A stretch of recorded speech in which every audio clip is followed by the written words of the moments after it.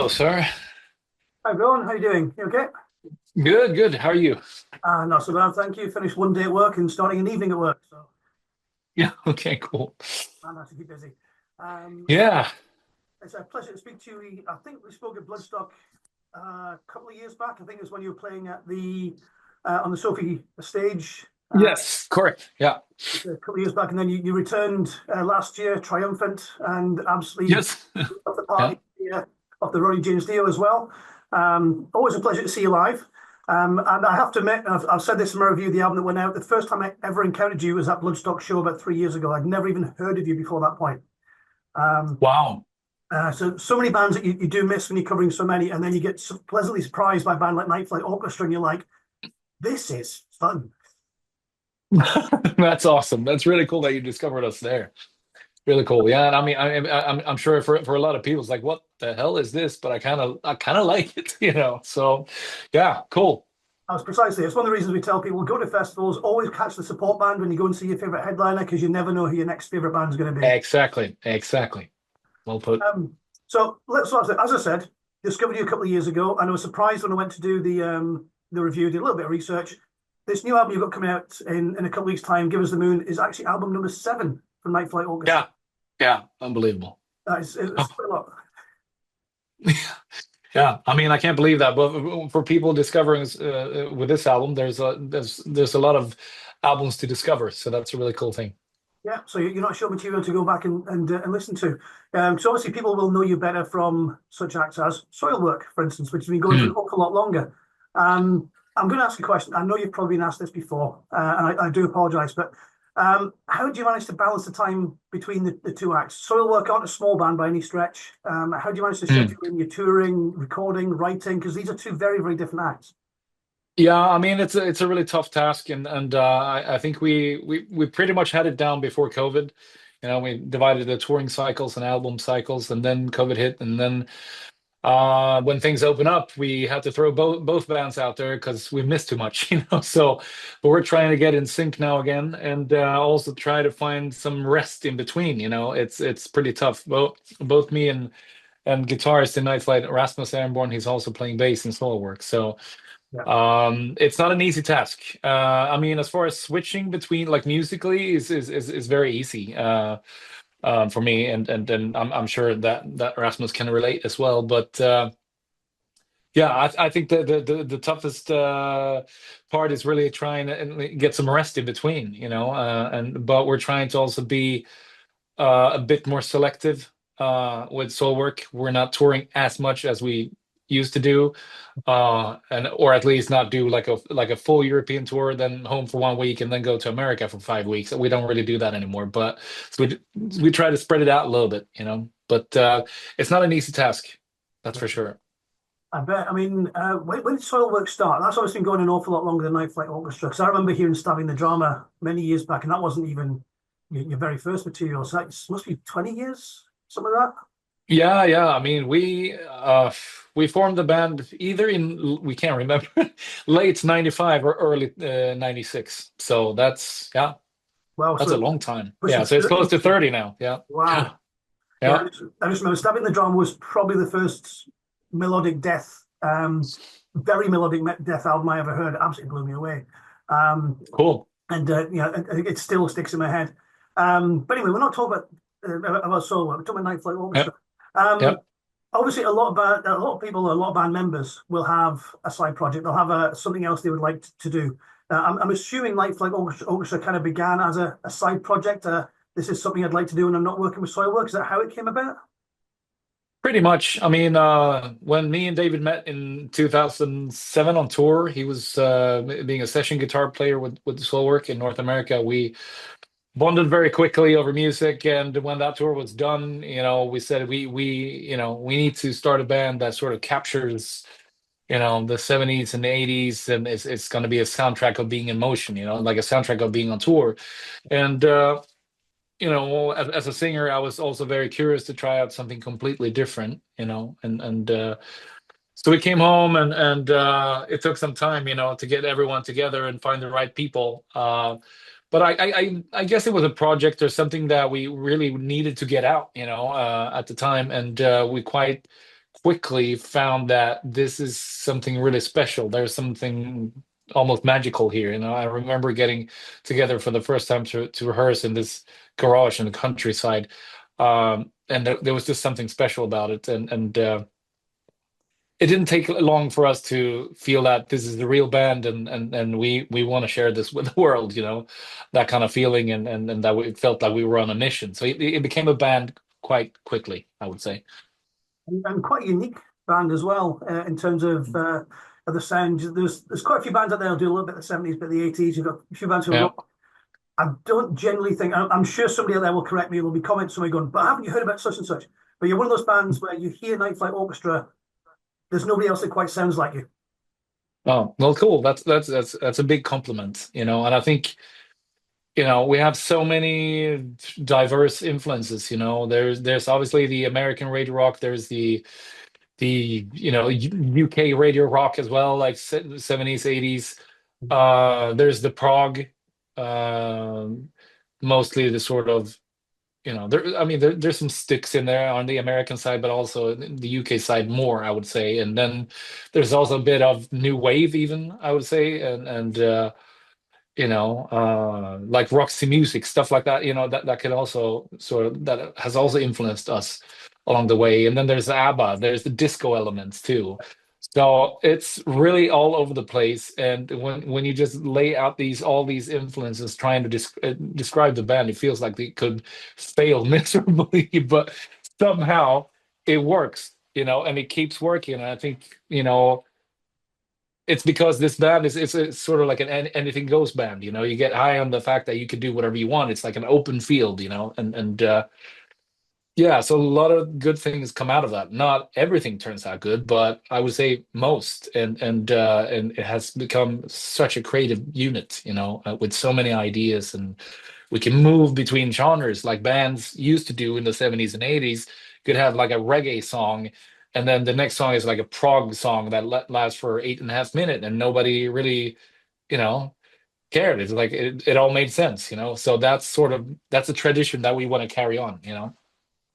I showed my daughter one or two your videos as well. And one of the questions she asked me was, I know I've mentioned about the reason for setting up a side project is often because people want to explore other musical outlets. You don't want to like get channel into Yeah, one type of yeah. music. She asked, was it really just an excuse to wear glitter on stage? So only an excuse to. Wear a big glittery jacket on stage. Oh, okay. Yeah, I mean, yeah, that's one of the reasons, I guess. Yeah, and especially the cape.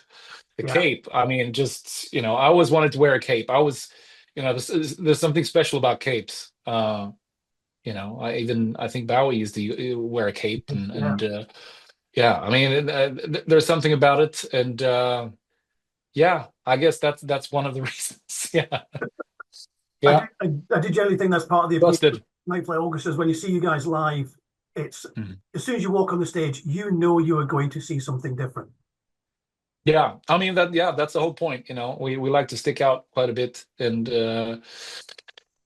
yeah, I mean, very often we do play a lot of metal festivals, and we definitely stick out. We're the sort of joker in there, and it's always interesting to see people's reactions and how at the end of the night, no matter what kind of background you have, you're gonna be dancing. Yeah. So it's fantastic to see. Gotcha. So take us Mm. to the new album then. So Give Us the Moon comes out on January the 31st. It's quite a long album. Have a Yeah. listen through to it. There's plenty on there. As you said, there's long tracks, there's short tracks, there's a nice bit of a mixture. How long did this one take to put together? Because your last album was 4 years ago, I think. Yeah, 3.5, and I think, yeah, about three, like 2.5, 3 years to put it together. I mean, it's been quite a journey with the passing of David, our guitarist, and we needed time to grieve and sort of regroup and find the joy in music again, and turn it into something really creative and positive, which we did, in the end, and out came this album. I think it's representing the band in a really good way and what we've gone through. I think it's an album with like an explosion of emotions running through it. It's very multi-layered, and yeah, we needed to take our time, and I think you can hear it as well. And it's really the first time that we've taken that much time. We normally release an album every year. I was going to say, but close, you know. So, but yeah, it's special, and I feel that overall it's a bit more focused than before. You know, it's a very long one. It's 13 songs, but it's all making sense, and you know, it's very diverse, but it all comes together quite nicely, I would say, as an album. Is there much of David in the album? Is there anything maybe he laid down before his passing at all, or is it very much taken on from what he helped build over the previous six? Yeah, there's actually one song on there, like "The Beating of a Heart."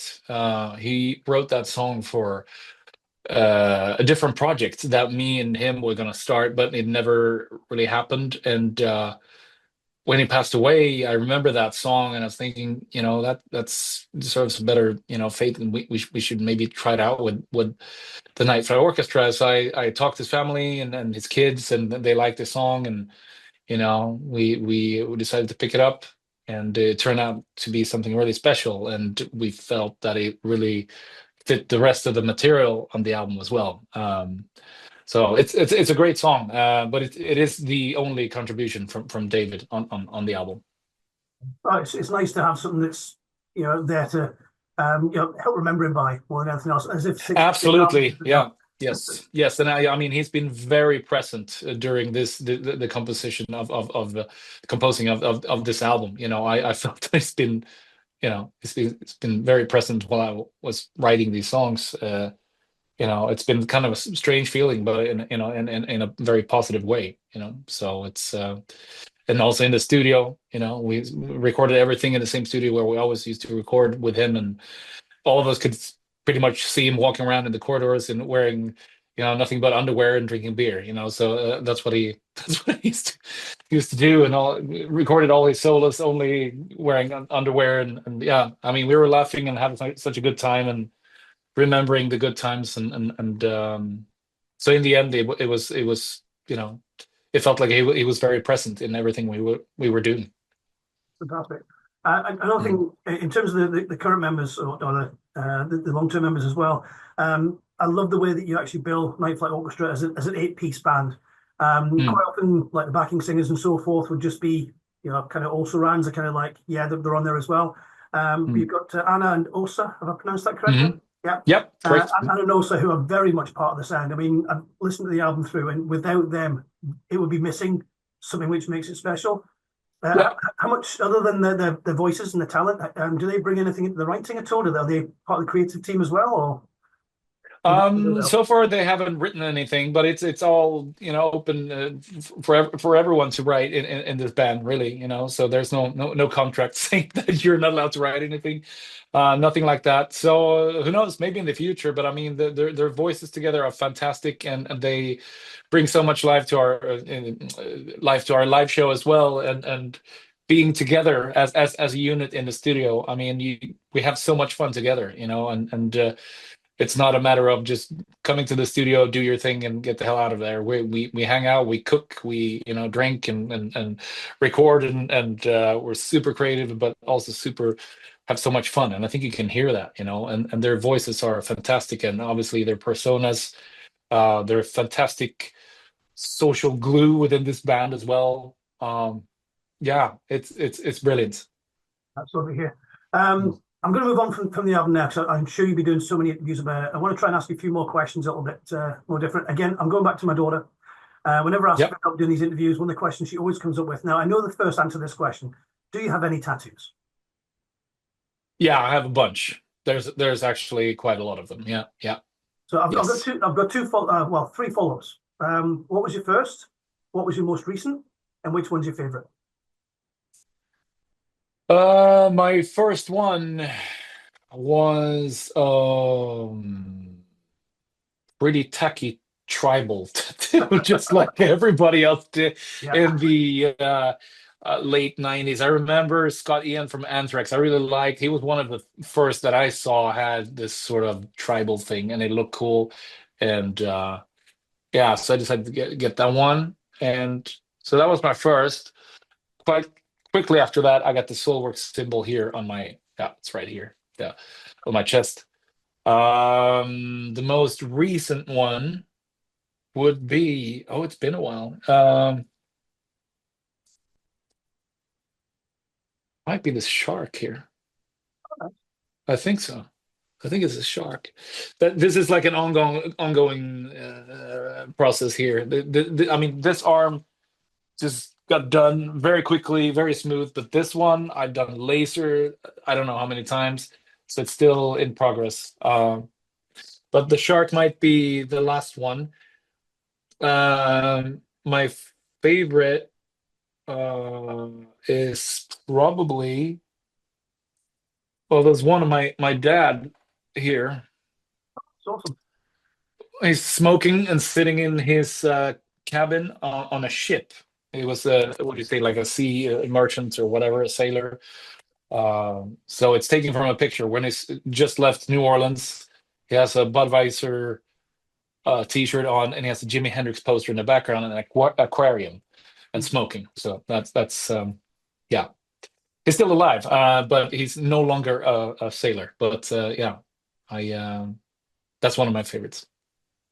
I'm going to ask you another question. I asked quite a few bands from your part of the world as well. There are many memes we have kicking around about arguments about whether people should have pineapple on pizza or not. Sweden takes it one step further. Banana on pizza. Are you pro banana Yes, pizza or are you anti banana pizza? This is only a Swedish argument. Nobody else will get this. I know, I know.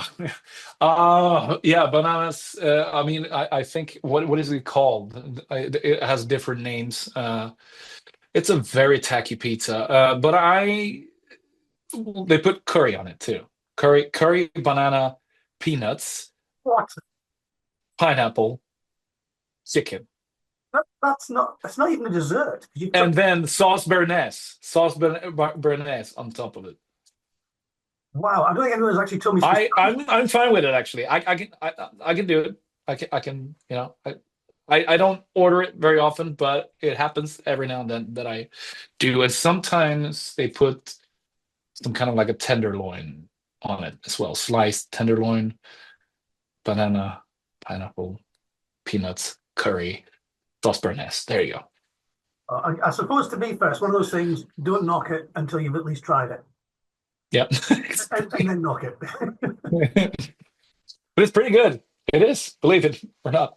It is. I'm gonna have to take your word for that. At some point I'll Yeah. get back over to Sweden because I don't think anywhere else in the world will have the guts to sell Probably that. not. No, no. And my wife is Italian, so you can only imagine what she's thinking about, you know. Oh, No, I usually order that pizza when she's somewhere else out traveling. So yeah, yeah. Bjorn, I do appreciate you have a ton of other interviews to get through as well. I've got to edit this one and get it online too. Thank you so much for your time. It's been a huge Thank pleasure. you, I thank know you. you guys are touring soon. You're playing one whole date in the UK. Please, please, please come back and do a proper tour at some point. I know. You've got a lot to do, and we talked about that earlier, but we'd love to see you cover the whole country. Yes, it's in the plans. It's in the plans. Fantastic. Glasgow, Glasgow, Glasgow. I'm just Yes, yes. That would be amazing. Would love Thank you that. so much again for your time. It's been an absolute pleasure, an absolute blast. Likewise. Hopefully you'll find out how well you did against the other two at the beginning of next week as well. Yeah, I think they're gonna beat me, probably. Most I likely. think they're going to beat you as well. But anyway, Yeah. Brilliant. Okay. smashing. But Thank you very much. good talking to you, and hopefully we'll see you. I mean, are you coming to the London show? No. I can't, unfortunately. It's a bit Yeah, of a journey for yeah. me with a full-time job as well. But Yeah, I understand. if you pop up at a festival sometime, or as and when you tour around the UK, I'm sure I'll be doing my best. Let's say I hope to see you guys live again because you're so much fun. Yeah, I love playing with the band, and I'm really happy that you enjoy it as well. So we hopefully we'll get to see each other soon. Absolutely, in person Yeah. and beers on me. Yes. Okay. Great. Thanks. You have a good night. Thank you again. Okay, you too. Take care, man. Cheers. Thanks, Bjorn. Bye bye. Thanks. Bye.